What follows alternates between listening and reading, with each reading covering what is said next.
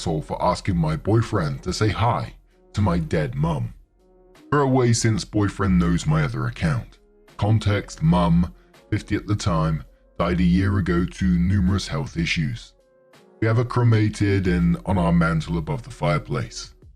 So my male 20 new boyfriend, male 23 of 3 months, came over to my house for the first time to spend the night. And to get to my bedroom, you have to walk through the living room, which has the mantle.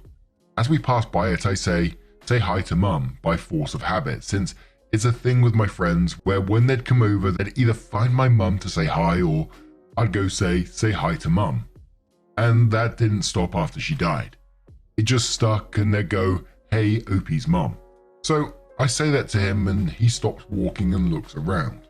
We're completely home alone and the living room doesn't have the lights on, so he doesn't see her urn immediately. I laugh and point at the urn and just start walking again, but he stops and looks at me with a half concerned, half annoyed expression. I ask what's wrong and he annoyedly asks, why would you tell me to say hi to her? Why wouldn't you tell me she's dead before this? And I was puzzled. The topic of her death never came up in the last few months of us dating. Plus, we'd only known each other for a few months before dating and never got super close. So I didn't think of mentioning it and I didn't think it was a big deal, so I told him that. He said I'm an arsehole for springing my mum's death on him and then laughing about it. I only chuckled because I thought it was silly he actually looked around for her. I wasn't laughing at her death. I don't know if I'm the arsehole, but maybe it wasn't the best way to tell him about her death. But if the lights were on, he absolutely would have seen the urn as it's decorated and has fairy lights that we turn on at night. I think since he was supposed to spend the night, he would have seen it when he got up for water or something. He didn't end up spending the night and left shortly after. This was yesterday, and he texted me good morning today, but hasn't texted otherwise. Am I the arsehole? OP responds to some comments, so clarifying the tradition with his friends. OP says, truthfully, I'm not expecting him or anyone honestly to keep up with the tradition in any way. I honestly don't invite many people who aren't my friends over, so it was just in my brain from what me and my friends do. I do feel bad for blindsiding him, but I didn't expect such a reaction. A question about why didn't OP tell him earlier and then more information on the mum as well. OP says, exactly, my mother has been sick her whole life and my whole life with an incurable disease. And as a child, I got so used to explaining exactly what it was and how it works and all of that. It's exhausting saying, yeah, my mum has this, and seeing everyone go pity mode and try to coddle me when it didn't affect me as badly as most assume it would. And to answer the last part, neither of us has delved into our familial lives. I know he has a sister and that's really it. I just assume if someone doesn't bring something up, I don't need to ask about it and be brought up when or if they want to. I'm now learning that is not how people normally act. Certain topics really just don't come up in conversations, not just with him in general, with me. When the year mark happened in August, we weren't dating, merely both in the same courses in school, so I didn't go to him about it, but to my friends, so it never came up. Someone says to OP that you trust this guy enough to be intimate with him but not tell him about your mum. OP says, strangely enough, this is about the 5th comment I've seen making assumptions on our sex life. Weirdly enough, I guess the Reddit community, I'm not super brazen about the topic of sex, like I am apparently with death. So we're just exclusive, not intimate yet. Plus finals has sort of killed any of our energy to do anything but study. I'm reading comments and they're all going back and forth, but I'm understanding others react to death way differently than I anticipated, so I'm understanding why he could have reacted how he did. And there's an update in the same post and a full update as well, so we're going to cover some comments first, and there might be an overlap with the update in the same post and the comments, so just be aware of that. In the comments, Artistic Sun says, you're the arsehole. That would feel weird. It's not like he had a relationship with her. If you wanted to make him part of the ritual, you needed to tell him she's dead before inviting him over, and how you and your friends still talk to her. And based on his reaction to that, you could ask if he wants to meet her. Not everyone talks to dead loved ones, so asking him to talk to a dead stranger was assuming a lot. Butter My Parsnip says no one's an arsehole here. There's nothing wrong with having a fun little tradition where you say hi to your mum, but expecting every newcomer to the household to also do it is a little strange. I personally wouldn't. I would apologize for blindsiding him and explain it's a bit of a family thing and you don't expect him to do it. unless you do expect him to do it. Then I'd reevaluate my no one's an arsehole here rating. Roxa replies to that comment saying, you've normalized it and that's okay. Do not let Reddit make you feel like less for how you cope with the trauma of losing a parent. It's not anyone's place to tell you how to grieve and deal. Not apologize to him, but just tell him it wasn't a joke. This is just how you are with people you care about. If you can't accept that, you aren't compatible, and that's okay too. Acorn Posey replies to that comment and says, it's not telling him how to deal or grieve. He's welcome to deal however he pleases, and saying hi to his mum is fine. The asshole behavior is not giving his boyfriend a heads up. I'm sure if she'd mentioned the months of dating him that his mum was dead, he'd have been happy to join in. That could have been a fun meet the parents moment, but instead, he probably felt like a butt of the joke and completely blindsided. Low Broccoli says, no one's an arsehole here. I think your tradition is sweet. I can also see why your boyfriend would be blindsided by the situation as it happened. I do feel it would have been good to mention the situation beforehand, but people deal with grief in different ways, so it's understandable why you didn't bring it up. I think it's worth to have an honest conversation about the situation and give some acknowledgement of your boyfriend's feelings. And I hope you will make an effort to do the same for you, because that's the mature thing to do, in my opinion. Radiant Ability says you're the arsehole. You blindsided him with a tradition you had never explained, and laughed at his confusion. How would you not be the arsehole here? It's never okay to put someone in a position where they don't know what's expected of them and why, and then laugh at them when they don't know what the hell is happening. Now, I have to say that the post was flagged as a you're the arsehole, but scrolling through the majority of the top comments, there's a lot of not the arsehole. There are some you're the arseholes there, of course. There's a lot of no one's an arsehole here and not the arseholes at the same time. And for me, this was a no one's the arsehole here kind of post for me, because it just felt like a communication issue. I think if I was OP in that situation and my partner looked offended or upset, I would certainly acknowledge their feelings, you know. I personally think it's a pretty sweet thing anyway. I had a fairly similar situation, and I've spoke about it in the past, and people sort of said you're like absolutely mad, need therapy, all this kind of stuff. But not everyone, of course. Most people were very, very supportive.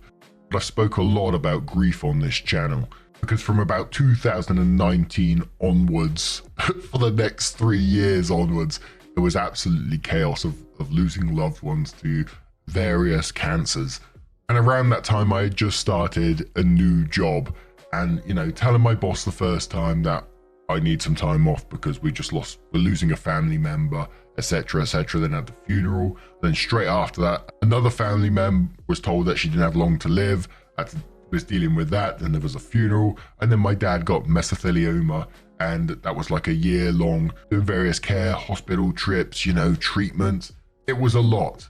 And at the same time, I was thinking, oh God, what must my bosses be thinking? And, you know, fair play to my boss at the time. They were very super empathetic. They always said to me, you take what time you need, you do what you need to do.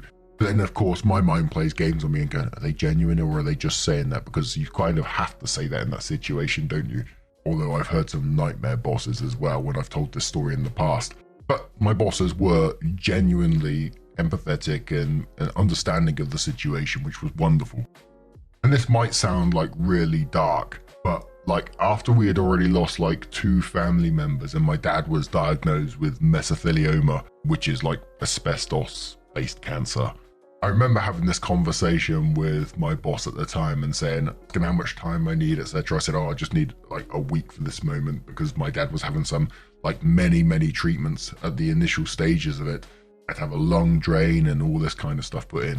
And during this conversation with my boss, I sort of chuckled at the end of it, and I made a joke about losing so many people in such a short amount of time in front of my boss. And I remember the look on his face, like, he didn't laugh, he was just like, oh shit, what do I do here kind of thing. And then we were sort of outside at the time, and then I went to lunch and I came back and I had to say, look, sorry mate, I didn't mean to put you on the spot. And he said, no, and he was totally understanding and said, look, we all deal with it in different ways, etc., etc. And I totally agree with that. We all deal with grief and losing someone in certain ways, but like I always say, as long as you're dealing with it in a healthy way, I don't believe there's a wrong way to deal with it.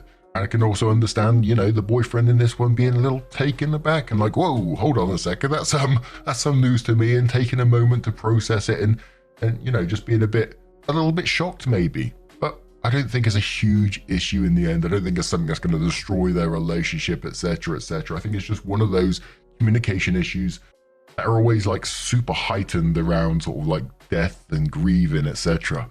Loads of people, you know, just don't know how to deal with it. Many people haven't faced death firsthand and seen it. And I remember in my young years, I was absolutely petrified of losing someone. So yeah, just be understanding of everyone's feelings. But OP did put the update in the same post and says, Jesus Christ, this has gotten way more attention than I thought it would. Let me clarify a few things. Also, there's a further update on my page. Another clarification, since everyone is assuming I invited him over for sex. The spend the night request was not based sexually. I'm home alone for 2 days due to other familial reasons, and I'm generally an anxious guy, so I wanted someone home with me. My friends are out of town for holiday, so I invited my boyfriend over so he doesn't celebrate Christmas and had no plans. 1, I am not expecting him or anyone else who comes into my house to say hi to her. Fuck's sake, even my own siblings don't do this. It's literally just something between me and my friends. 2, when I said I laughed because I thought it was silly he looked for her, I didn't mean I thought it was funny. I guess my wording was just off. I thought since we're about 4 feet from the urn, he'd see it in his peripheral view. And another thing is, people think I was mad about his reaction. I wasn't, I was just confused. 3, for your information, I'm a guy. I have no idea why everyone thinks I'm a girl, despite the fact that I've had 20 male in the first few lines of the post since I posted it last night. And also, being gay has nothing to do with this. In our area, nearly everyone is accepting of LGBT+, so it's assumed our parents are as well. So therefore, the topic of parents and family accepting hasn't come up. I've yet to meet his parents as well. 4, and when I say certain topics never come up, I mean it.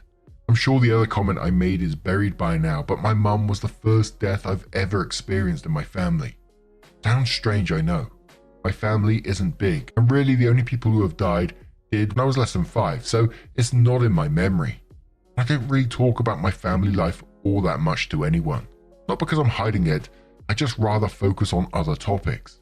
Even one of my closest friends didn't know about my mum remarrying until I posted about getting a suit for it. And before we go on to the full update, just me butting in again, I'm sorry. But yeah, absolutely what OP said there. Them saying that my mum was the first close death I experienced. I lost grandparents, etc., but I was very, very young when we lost them. 3 of my grandparents, I was a baby. I have no memory of them whatsoever. I've only seen photos. I totally understand where OP is coming from.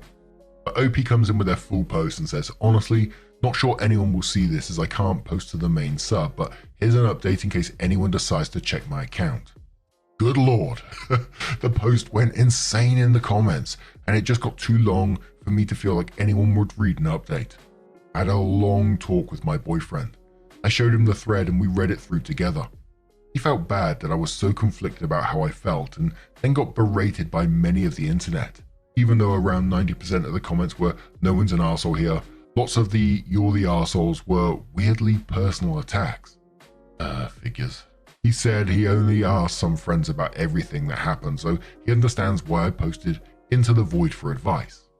I did think about going to my friends, but if we ended up resolving this, I didn't want their opinions of him to change. Long story short, he was initially incredibly taken off guard by my brazenness, which, as a commenter said, I should mention, really only happened because I feel comfortable with him to joke around, and I also cope with humor, and this was just a part of my routine. If it was anyone else, like someone from our school for instance, I wouldn't have said anything as we walked by, but he's becoming part of my routine, so it just happened habitually. He's allowed me to share this, but he isn't incredibly close with his family, so he would assume someone so close to me's death wouldn't be such an easy topic to talk about. But since my mum was sick for my whole life, I knew her death was inevitable. But in the beginning of her getting really sick, I had anticipatory grief. So I grieved hard when she was her sickest, and less so, but still incredibly hard, when she actually died. So I've dealt with her death and coped for months prior to getting close and dating him, so I didn't need that support from him, which he's let me know he wishes I did. He also apologized for calling me an arsehole. I told him it hurt, but still forgave him, since in his eyes it felt disrespectful to my mum to joke. But he now understands that's how my family copes. And even if that's how he personally would cope, he shouldn't have gotten upset with me. His parents are both alive and well, and he just doesn't have contact with them. But like many commenters said, family is a sore spot, and I learned the reasons why. He's come back to my house and we've been enjoying our night together after our talk. And he did eventually say hi to my mum and even apologize to her for being rude in front of her. I did tell him he doesn't need to say hi or anything to her, but he insisted since he felt like an arsehole. Especially after talking with his friends, and while they agreed he was blindsided, this would have just been resolved if we had a chat about it instead of him getting defensive. If anyone was wondering, he didn't text me all day because he was 1, in courses, and 2, trying to figure out how to start this conversation with me. But eventually, once I knew his classes ended, I was the one who texted asking to talk. So we have resolved our issue. He no longer thinks I'm an arsehole, even if Reddit does. I never thought he was one, just that his reaction was incredibly unexpected. But I understand now, of course. Miscommunication happens to all of us every now and again. Man, I just relating to OP so much in this one story when OP was talking about when, they had anticipatory grief. And it sounds bizarre because it's so obvious, but I didn't know that's what people called it. It was an actual thing. Until I read this story, because that's absolutely how I felt with my mum. I knew something was wrong all the way up till she told us that she only had like a couple of weeks to live. But me and my brothers, we just sort of felt something was there until we had the incredibly tough talk with her and then discovered all this stuff going on. But when, my mum did eventually pass and we had that phone call, I felt very sort of pragmatic or something like that. It hurt, but it didn't hurt in the way that I thought it was going to. I felt like I'd done all my grieving up to that point, and in that moment all I felt about is looking after my family and making sure they're okay. Hell, I'm not saying it to be like, oh, Mark, praise the day or anything like that, but I remember when they came to collect her body and I just like, I could hear him struggling on the stairs. And we were sort of like shutting away in a back room so we couldn't see it or whatever. But in that moment, I was like, fuck this kind of thing. And I just had to go and help. And like OP said, it hurts, but I felt like I already grieved. I already done my grieving.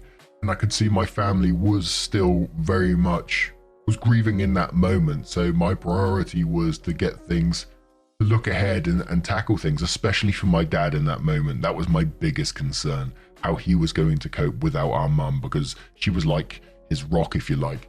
But then about a year after that, we found out about his diagnosis, but that's another story as well. You know me, I can talk about ages about grief. I get a lot of emails about grief and how I dealt with it, etc. I like being incredibly open about it. If it even helps one person, it's just absolutely incredible for me. Anyway, I'm going to shut up now because I've gone on long enough. I'll try and make some timestamps down in the description for my rubbish.